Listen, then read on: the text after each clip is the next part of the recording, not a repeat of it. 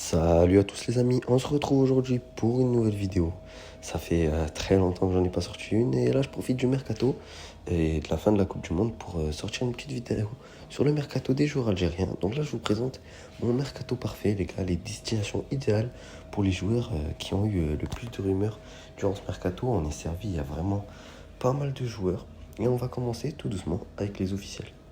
Les gars, on commence du côté du Mans avec pas mal de joueurs algériens, notamment Yasser Lakroussi, les gars, l'ancien joueur de Liverpool. Il sera accompagné du gardien Ewanat Foot, de Bilal Brahimi, l'ancien Niçois, de Adil Pourapa et de William Arous.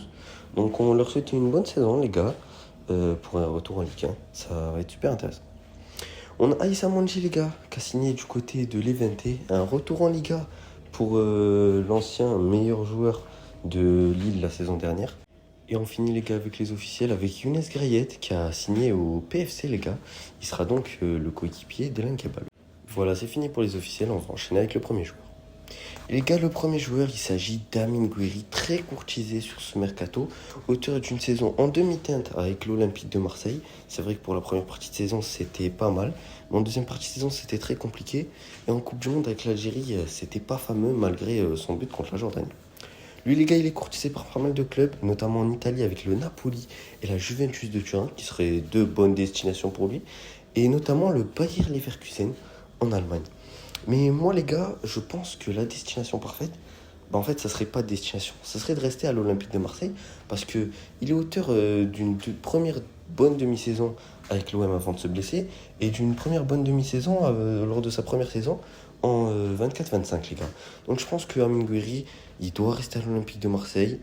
Il y a un bon projet avec Bruno Genesio qui est arrivé, les gars, et il va y avoir du changement lors de ce mercato. Et je pense que puisqu'il est titulaire, il devrait rester là. On enchaîne les gars avec Ismail Benasser, lui qui était très courtisé au Qatar, notamment par El Chamak. Et ben il signera pas là-bas. On sait aussi que Frosinone est intéressé par Ismail Benasser, ceux qui sont montés de la série B. Et moi, je pense, les gars, que ce serait pas la destination parfaite. La vraie destination parfaite, je pense, pour Ismail Benasser, les gars, ce serait Como. Como, les gars, c'est un club qui a un très bon projet, qui s'est qualifié en Ligue des Champions la saison dernière. Il y a des très bons joueurs. Et je pense, les gars, que tout simplement, ce serait parfait pour Benasser pour se relancer. C'est un joueur avec de l'expérience pour une campagne de Ligue des Champions. Et les gars, je pense qu'il pourrait être associé avec Perronnet à la place de Dacunia. Ce serait super intéressant avec Nico Paz. Un autre joueur, les gars, en parlant de Como, qui est courtisé par le club italien, c'est Jaoun Hadjem. Lui, les gars, il a fait une bonne saison avec les Young Boys de Berne, mais les gars, il ne peut pas évoluer en restant du côté du club suisse. Il faut vraiment qu'il fasse décoller sa carrière. Il a fait une bonne Coupe du Monde avec l'Algérie, il n'a pas joué tous les matchs. Et les gars, il coûte 7 millions d'euros, je pense que c'est plus qu'abordable pour Com, et il pourrait être super intéressant en arrière-gauche. Le prochain joueur, les gars, c'est Fares Chaibi.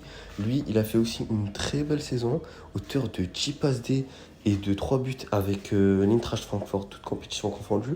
Je pense, les gars, qu'il pourrait être super intéressant du côté d'un club de première ligue. On sait qu'il est courtisé par Brighton, les gars. Le club anglais aurait même transmis une offre de 32 millions d'euros à l'Eintracht Francfort. Mais attention, c'est une info à prendre avec des pincettes. Les gars, on voit cet article d'Africa Foot qui nous montre, les gars, que c'est une offre datant du mercato hivernal. Donc le club serait toujours intéressé par lui. Mais les gars, moi je pense que le club vraiment qui serait super intéressant pour Fares Chaibi, pour qu'il évolue vraiment, ce serait Crystal Palace. Crystal Palace, on sait, ils ont perdu Eze au dernier mercato. Et ça pourrait être super intéressant que ça soit Fares Chaibi. Son remplaçant, je pense, les gars, il pourrait très bien s'inscrire dans le collectif anglais. Un des joueurs, les gars, qu'on revoit le plus dans les rumeurs de transfert, c'est bien sûr Anis Hadjmoussa.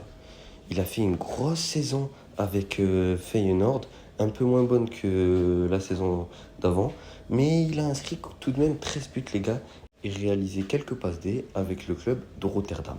Les gars, il est courtisé par pas mal de clubs, notamment Sunderland, Como ou même Aston Villa.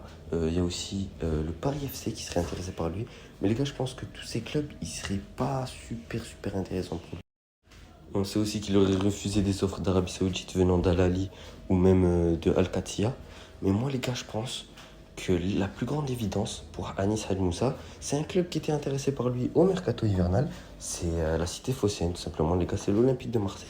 Je pense qu'il pourrait s'inscrire très bien dans le collectif, aux côtés d'Amine Gouiri, son coéquipier en sélection nationale. Et les gars, c'est un joueur percutant, c'est super pour la Ligue 1. Et Bruno Genesio le voulait déjà à Lille. Donc là, ça pourrait être super intéressant de le voir du côté de l'Olympique de Marseille.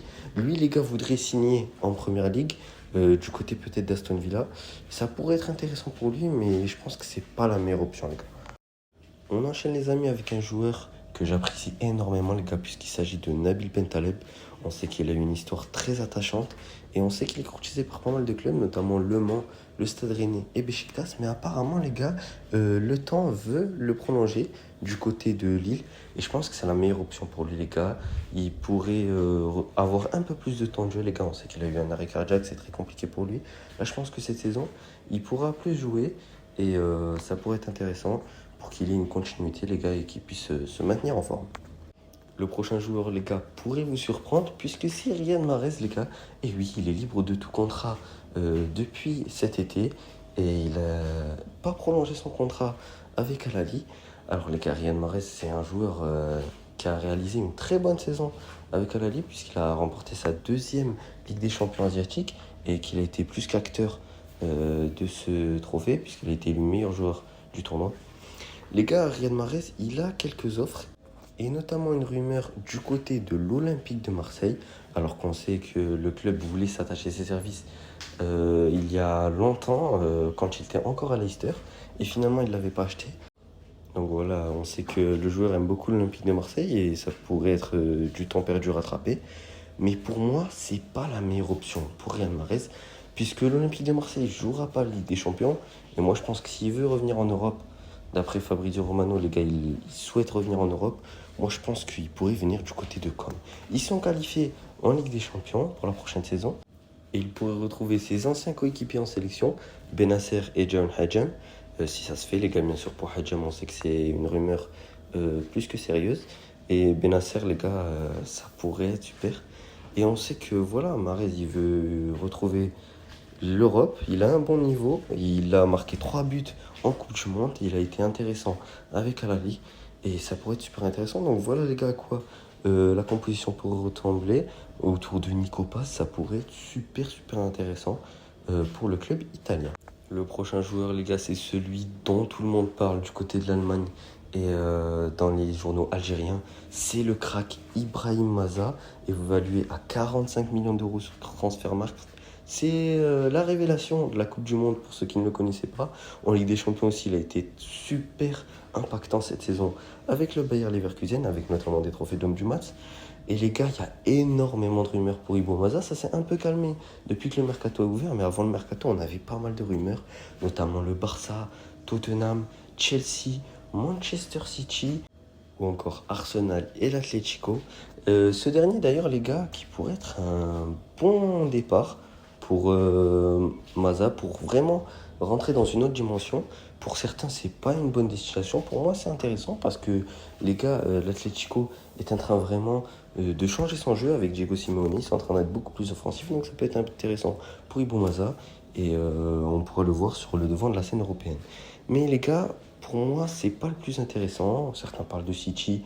Moi, je pense non plus que c'est pas la meilleure option parce que Ryan Cherki sera sûrement titulaire la saison prochaine.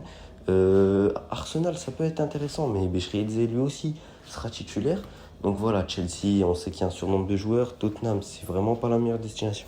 Ils jouaient le maintien la saison dernière.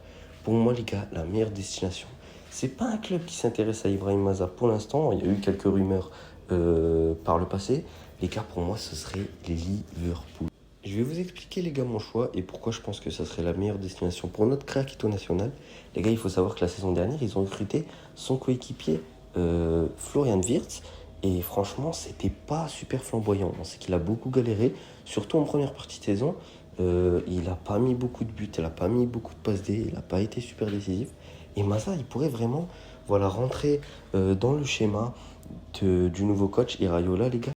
Et moi, je pense vraiment que ça pourrait propulser la carrière de notre craquito national, Ibrahim Maza.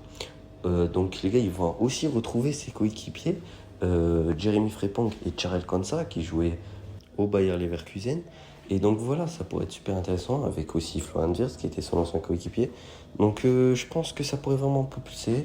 On le verra sur le devant de la scène en Ligue des Champions, en Première Ligue, avec Liverpool. Il n'aura pas beaucoup de temps de jeu au début, mais je pense qu'il peut vraiment créer la surprise, les gars, et vraiment devenir une vedette en Première Ligue.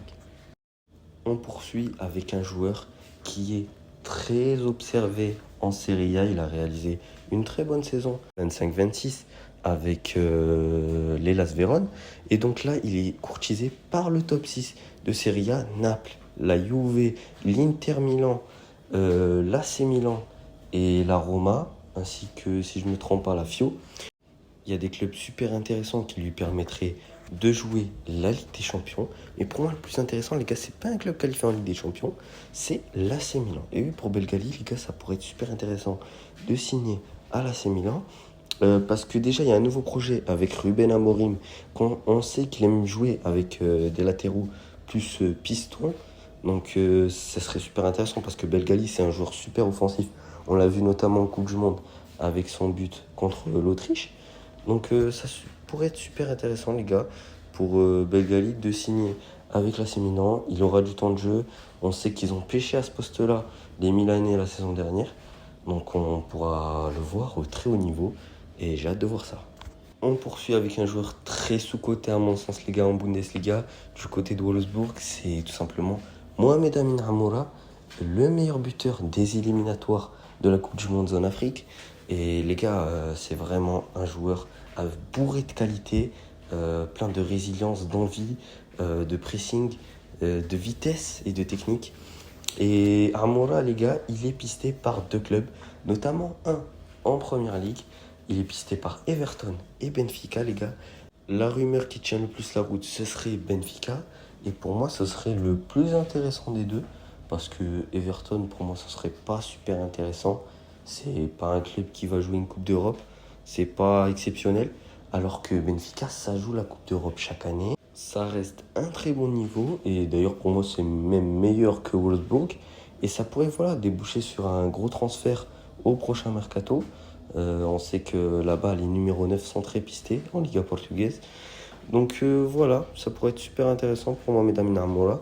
Moi, j'ai une autre piste, les gars, mais je ne sais pas si c'est très réalisable, notamment à cause de Patrick Schick, les gars, qui a réalisé une grosse saison du côté de Leverkusen. Oui, ce serait Leverkusen, les gars. Du coup, peut-être ou pas aux côtés de Maza, vu qu'on ne sait pas où il va signer. Mais ouais, je pense que ça pourrait être intéressant qu'il reste en Bundesliga. C'est un championnat qu'il connaît bien, où il a performé. Il a notamment performé contre Leverkusen cette saison. Il a réalisé un doublé, si je ne me trompe pas, dans un des matchs. Donc voilà, moi je pense que ça pourrait être super intéressant. Mais pour l'instant, le club n'est pas trop intéressé. Donc la meilleure option, ce serait Benfica pour l'instant. On finit les gars avec le dernier joueur. Et oui, déjà. J'espère que ce conseil vous aura plu les gars. N'hésitez pas à poser votre like et à vous abonner. Ça donne de la force les gars. Je fais mon retour. J'espère vous lâcher pas mal de vidéos, être actifs cet été. Et les gars, on finit avec Oussem Aouar. Il y avait des rumeurs du côté du Real Betis. Mais finalement, le club s'est rétracté. Et les dirigeants auraient nié le transfert du joueur d'Al Ittihad. Moi, pour moi, les gars, ça aurait été une très bonne piste. Ça peut lui faire une super expérience d'évoluer là-bas en Liga et de jouer aux côtés notamment de Disco et de Lo Celso, qui sont une très bonne équipe, le Real Betis. Ils sont arrivés, on se rappelle, il y a 2 saisons de ça, en finale de Ligue Conférence contre Chelsea. Donc c'est dommage, mais pour moi, c'était la meilleure destination vraiment pour Oussem Aouar, qui a fait une bonne saison avec Al Ittihad. Contrairement à ce qu'il peut apporter en équipe nationale, même si bon, il était auteur de 2 passes D contre l'Autriche. Donc voilà, c'est terminé les gars pour cette vidéo. N'hésitez pas à dire en commentaire ce que vous en pensez, où vous voudriez que nos DZ signent cet été. Et je vous ferai peut-être d'autres vidéos sur ce sujet-là, les gars, parce qu'il va sûrement y avoir beaucoup d'autres rumeurs, ça va bouger. Et il y a des joueurs dont on n'a pas parlé, les gars, notamment Ilan Kebal, par exemple, qui d'ailleurs va sûrement rester du côté du Paris FC. On verra bien, les gars, et ciao, ciao. Prenez soin de vous et on se retrouvera sûrement pour une prochaine vidéo.